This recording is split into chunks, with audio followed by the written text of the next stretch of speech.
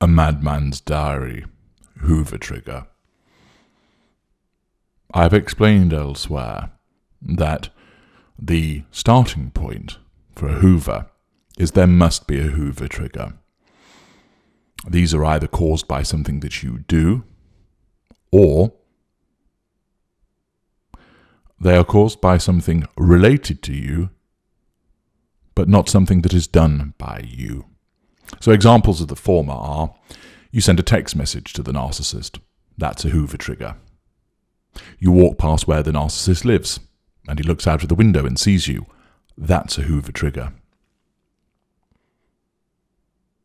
You get a friend to go and ask something in relation to the narcissist appertaining to you. That's a Hoover trigger. Examples of the latter are where, unrelated to you, somebody mentioned your name to the narcissist, perhaps just inquiring as to how you are and asking the narcissist of that. That is a Hoover trigger. Or you just pop into the head of the narcissist. That is a Hoover trigger. Or the narcissist sees something which reminds the narcissist of you. That is a Hoover trigger. And in this instance, I am going to provide you with an example of a Hoover trigger that is occasioned in relation to me and a former intimate partner primary source. It will give you insight into the way my mind worked, how I responded to it, the mindset of the relevant victim, and what caused this to occur. I recently picked up a book that I had not read for many years. It is called A Madman's Diary by Lu Xun. I have a translated copy. It is an interesting book, and one which is rather relevant, but that is not the purpose of mentioning it. It was, as I was leafing through the book to find a particular section, that a piece of neatly folded paper slipped from the pages of the book and nestled on the floor. Interested by this runaway piece of paper, I set the book down and stooped to pick up the piece that lay beneath me. The paper was cream and of a decent weight, and I smiled as I instantly recognized where it had come from. It was the only thing that this former intimate partner primary source had in common with my mother, since she also knew the value of writing on a quality piece of paper. I unfolded it, and there was my confirmation of the author as her neat copperplate writing spread out before me. She always wrote with a fountain pen, a Mont Blanc, and she kept a pot of ink at my house, as she preferred to draw the ink from the pot into the pen rather than use cartridges. I would watch her as she carefully applied the nib to the dark liquid, and then utilized the mechanism to draw it up before cleaning off the oozing nib with a piece of blotting paper, which soon became stained, in a way not unlike the cover of the book, which I had just put to one side. She used to hold up the blotting paper and invite me to comment on what I saw. I played along, since this particular technique was entirely familiar to me. I always invented something to provoke, so this would cause her to comment, that it would enable me to assert control over her and draw fuel from her, causing her eyes to shine with impressed admiration. I see a lion eating out a bison from behind, I would say slowly, and she would twist the blotting paper and peer at it to see if she accorded with my view. I see a crow stuck in the branches of a tree. She never fully understood what the import of that comment was. I see a dented crown.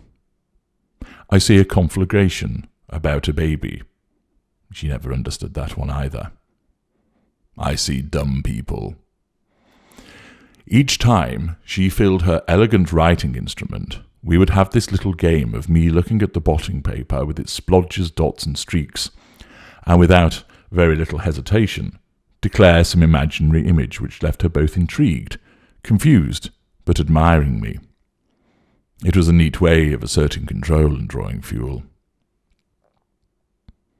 It must have been some time since I had actually last recalled us doing this together, as her memory would rarely ever invade my consciousness, and it would take an event like this to cause her to restore that which had once been. She did not just jump into my mind on a random basis, but it took a piece of paper to evoke the memory of the interaction, and in that in itself, I gained thought fuel. It also acted as a Hoover Trigger. Thus I turned to the letter and read its contents. It was her last letter to me. If I recalled correctly, that was why I placed it in the book, since I had been reading it at the time, and I decided to use her letter as a bookmark, rather than place it with all the other letters that I have received, amongst all of the other trophies, but that is a tale for another day. This is what she wrote. My dearest H.G., this is not some lengthy treatise. We have spoken for as long and as often as we could already, and there is no need for repetition. I know I have offended you most gravely, and that is something I have never intended nor wished upon your gracious self. You have taught me many things, and you set me higher than anyone else, and for that you will always have my thanks and eternal gratitude. You truly are a prince amongst men, and you always showed the grace of princes whenever you dealt with me. I think, more than anything else, that it was your nobility, both in standing and purpose, that drew me to you the closest. Even when you became both base and abominable, you still exacted that majesty for which I have always loved you, and I can only look to my own failings as to why you did as you did. I have issued 1,000 sorrows for that which I did not do, and for that which I did not say. I offered you everything that I had, but it was not enough, and I remain ashamed of my failure. It is not something I often encounter. I think of you often, and that will never change. I am sure of that. I remain willing to help you overcome those obstacles. I still regard them as surmountable, and I am saddened that time was against us in terms of addressing them. But I remain hopeful that somehow we shall do so, in whatever form we decide, and I will be by your side come what may. I will take this time that you have designated as a sabbatical from you, and I, as one, for reflection and improvement. You know how I am. Thank you once again for our time in the sun. I know you have described it as no more than a howling wilderness, and I would be lying if I said that such a description does not upset me. For me, it remains a place of safety and sanctuary, and I firmly believe we can achieve it once again, should you decide to give me a further chance. I shall respect your request and not contact you again, but I remain always open and amenable to you reaching out to me, and indeed I would welcome it. All I ask now is for your forgiveness, in the full knowledge that I deserve none. Eternal love. C. As I read the letter once again, a show reel of images filtered through my mind. Memories resurfaced, some of them having not been resurrected before. I recalled those shared memories and the shared occasions, and it stirred something within me, the sensation of power, as fuel flowed from the content of this letter. It was not much, for it was the written word, but what she wrote provided me with fuel. In accordance with the recent instructions that I had received, I allowed this fuel to wash over me, to allow the thoughts to come, rather than reject it and lock it away again. The sensation flowed over me, and it was familiar to me. Fuel. Those that had instructed me thinking that I would feel as something else were once again mistaken. For all that comes with the memory is thought fuel, that all that comes with the reading of the words is a small amount of proximate fuel. I recognized in that letter all of the traits that had caused me to seek her out all of that time ago. It caused me to recall the feeling of the fuel that flowed from her. That was all that I felt. There was no lament, there was no pity, there was no sympathy. There was no remorse for how she had been treated, for that was necessary. This piece of correspondence, elegantly written and delicately composed, encapsulated the powerful allure that we possess. I need not detail what I put her through once the golden period ended. You have your own experience of that to draw on, which will allow you to comprehend the brutality that such denigration exacted on someone who could write in such terms.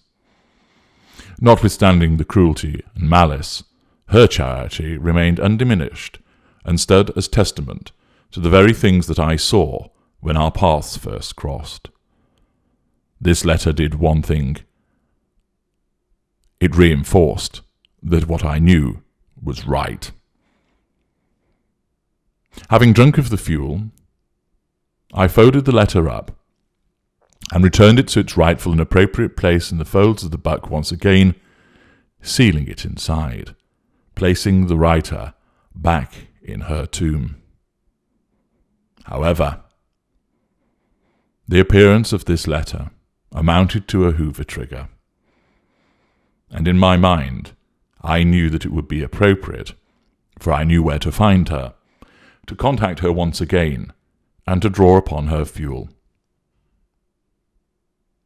Her gate had been left open, foolishly, as she described within that letter, and the finding of it occasioned a Hoover Trigger, and thereafter, given my status as the Ultra, my capability, and the fact that I knew where she was, it was a green light for the Hoover to follow. And back I came, with a follow-up Hoover, to control her once again, and to draw upon her most charitable fuel. And Madman's diary had occasioned the return of the Madman. Or at least, that is how some would regard it. Not I. I had been reminded of the existence of one of my appliances, a former intimate partner primary source, who had been consigned into the tomb of non-existence, banished from my mind. And that is where you all go, into the nothing, until such time as something causes you to reappear, the Hoover Trigger. And thus C reappeared, and thus she was hoovered. I am H.G. Tudor. Thank you for listening.